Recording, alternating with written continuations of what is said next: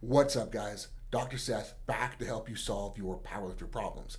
And on today's episode 3 of Do Not Be a Nerd, we are going to get into Davis's Law, which is one of the most overlooked physiology concepts when it comes to strength training. And I say it's overlooked because it is hardly ever talked about for how important it is in describing the principles that dictate how every single soft tissue adaptation that we are going after in the gym occurs or does not occur. So, what is Davis's Law? Well, it describes how soft tissues model and remodel based on the demands imposed upon them.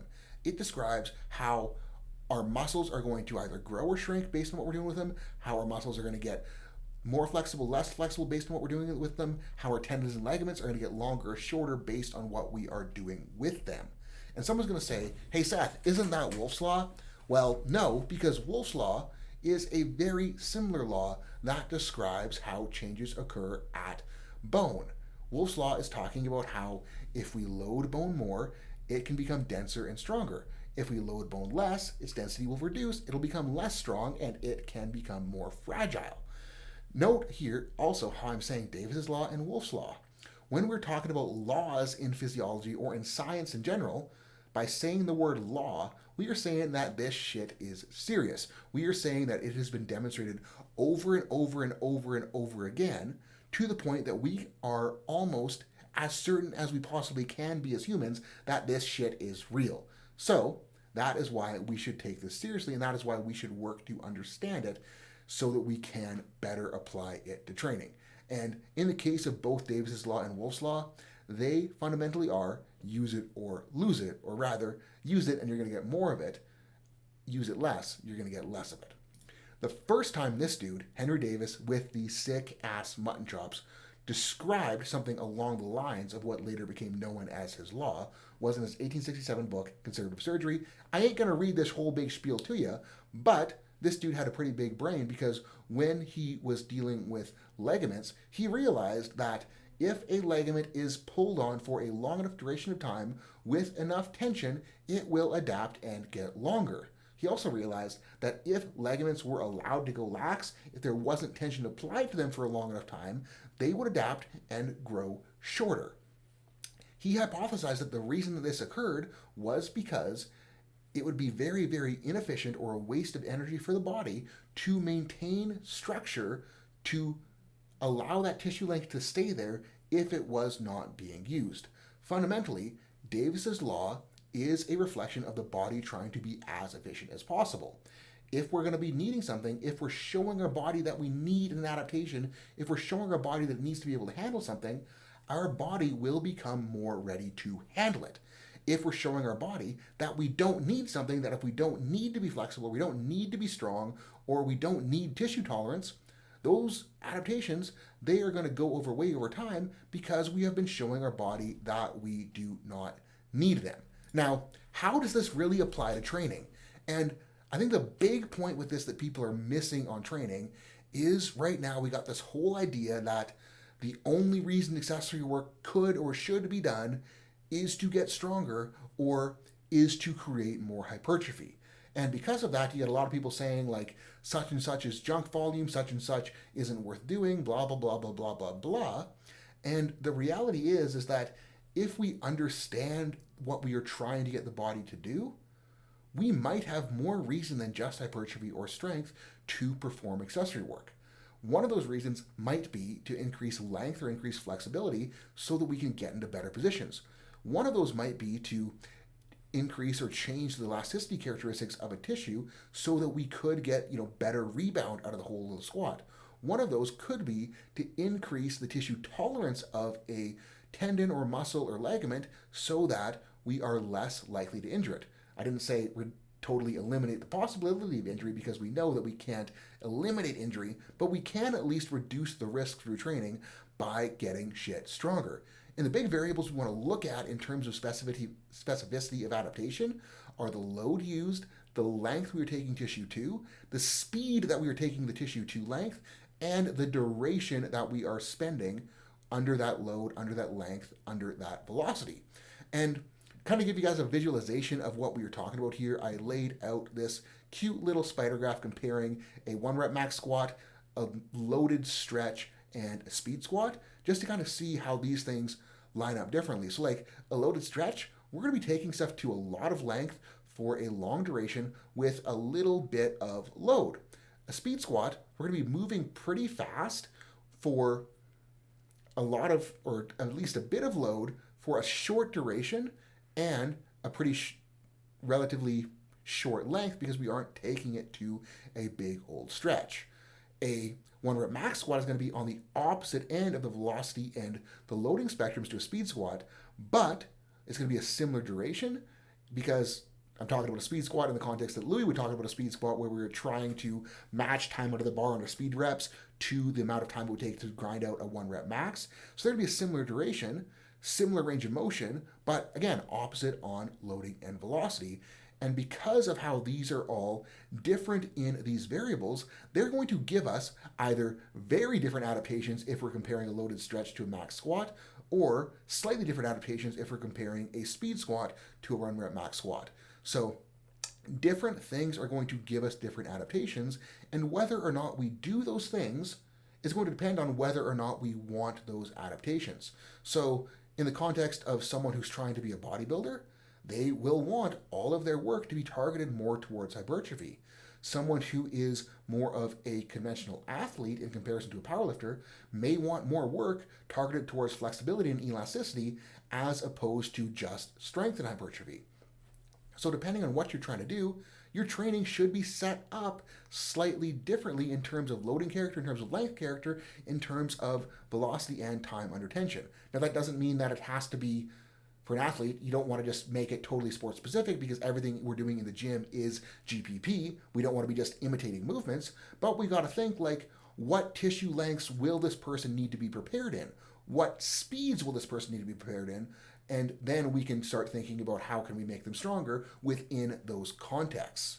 So it does get a little bit complicated, but if we can begin to understand like why we might be doing what, we can actually make it a lot simpler because we can understand what are we trying to accomplish, how can we best accomplish those adaptations. Now, another thing to talk about is the idea of mechanical strength versus muscular strength, and how we can try our best to not get into a situation where our armpit looks like this. Mechanical strength being the load tolerance of a connective tissue, whereas muscular strength refers to how strong can that muscle contract, how strong of a signal can that brain send to that muscle to get it to contract. And the fundamental problem, or like why I arrived in this situation, is that mechanical strength and muscular strength, they are different characteristics and they adapt to different stimulus.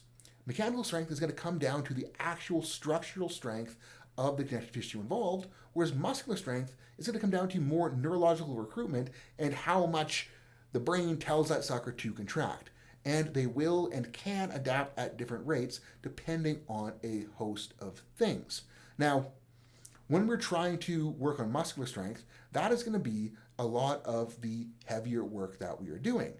Mechanical strength, on the other hand, that is going to be best developed by higher rep, lower load, higher time under tension type stuff. And in terms of where I've seen this done very, very well, it actually goes back to Louis Simmons and what he calls connective tissue work, where he'll get guys doing like huge rep sets of band leg curls. So that guy's doing huge sets of band leg extensions. He'll get guys doing dumbbell presses for time.